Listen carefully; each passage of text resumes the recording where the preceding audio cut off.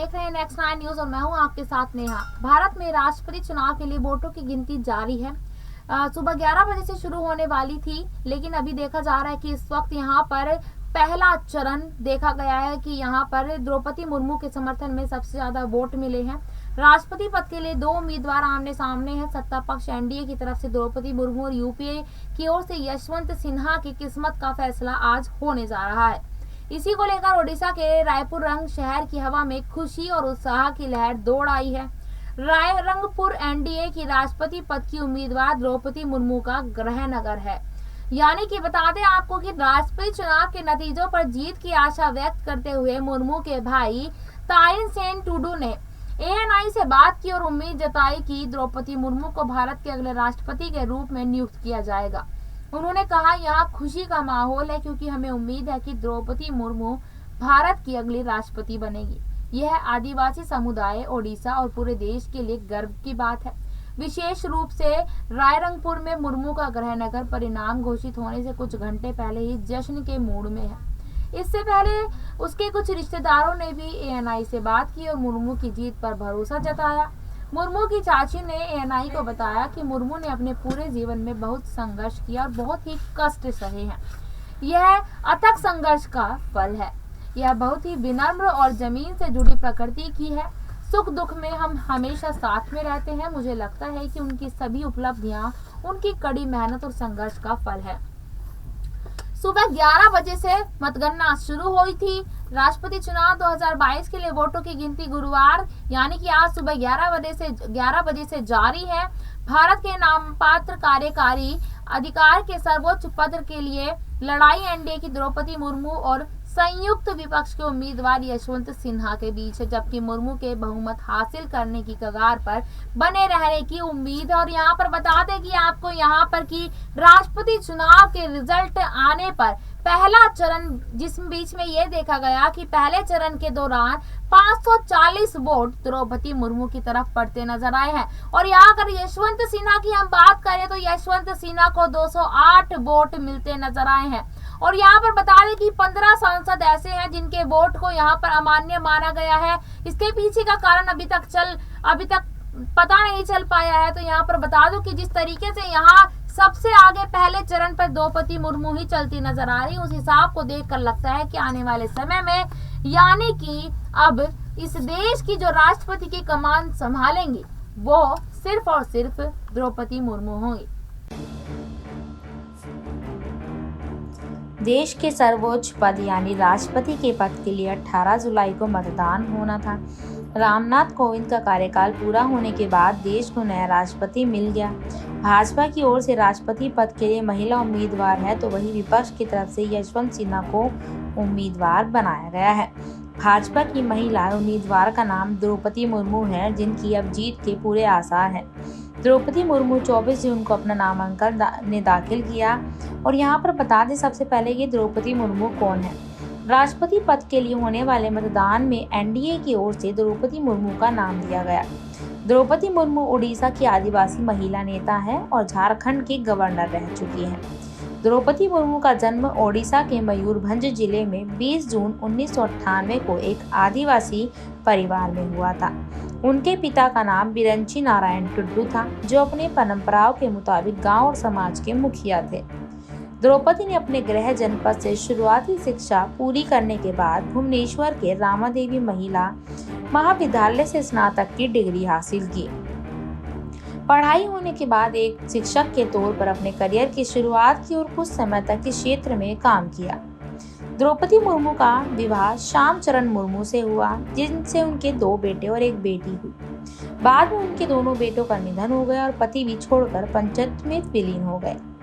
बच्चों और पति का साथ छूटना द्रौपदी मुर्मू के लिए कठिन दौर था, लेकिन उन्होंने हार नहीं मानी और समाज के लिए कुछ करने के लिए राजनीति में कदम रखा।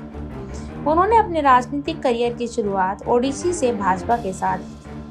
भाजपा ज्वाइन करने के बाद उन्होंने 1997 में रायरंगपुर नगर पंचायत के पार्षद चुनाव में हिस्सा लिया और जीत दर्ज कराई। भाजपा ने मुर्मू को पार्टी के अनुसूचित जनजाति मोर्चा को उपाध्यक्ष बना दिया। इसके बाद ओडिशा में भाजपा और बीजू जनता दल की गठबंधन की सरकार में साल 2000 से 2000 तक वाणिज्य और परिवहन स्वतंत्र प्रभार मंत्री रहे। साल 2002 से 2004 तक मत्स्य पालन और पशु संसाधन विकास राज्य मंत्री के तौर पर काम किया। उन्होंने ओडिशा के रायगंज विधानसभा सीट से विधायकी का चुनाव जीता। बाद में साल 2015 से 2021 तक झारखंड की राज्यपाल भी नियुक्त हुई। वह राज्य की पहली महिला गवर्नर थी। इस बीच यहाँ पर बता दें कि इस वक्त राष्ट्रपति चुनाव का पहला चरण जो कि क्लियर हो चुका है। पहले राउंड में द्रौपदी मुर्मू यहाँ जीत की तरफ बढ़ती नजर आई है।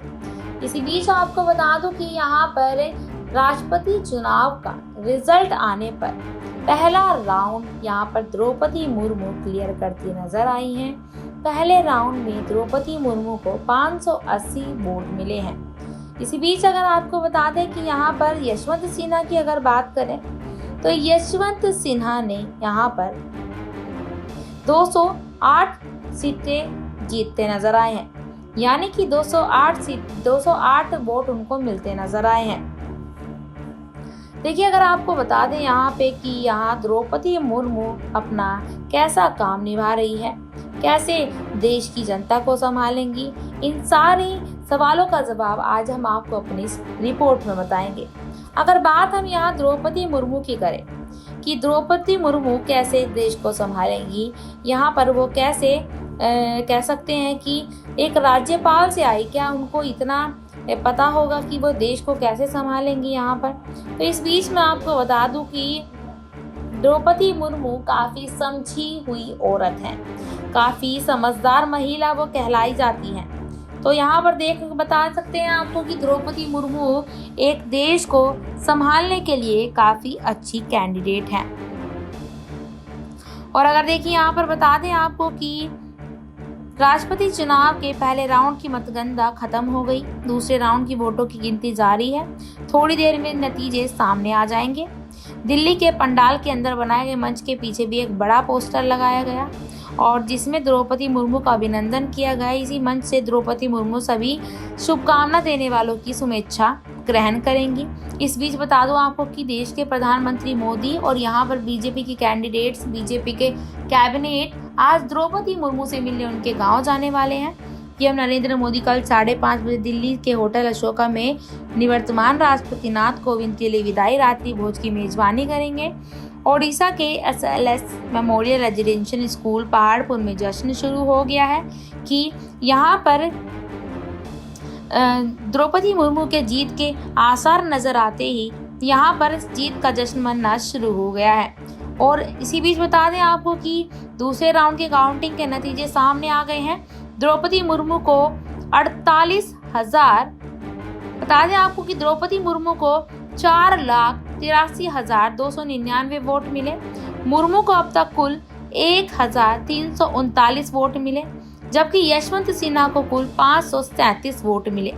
सूत्रों का कहना है कि चुनाव में अपेक्षित जीत के बाद पीएम मोदी, उनके मंत्रिमंडल के कुछ वरिष्ठ सदस्य और भाजपा अध्यक्ष जेपी नड्डा के गुरुवार शाम को एनडीए की राष्ट्रपति पद की उम्मीदवार द्रौपदी मुर्मू से मिल सकते हैं।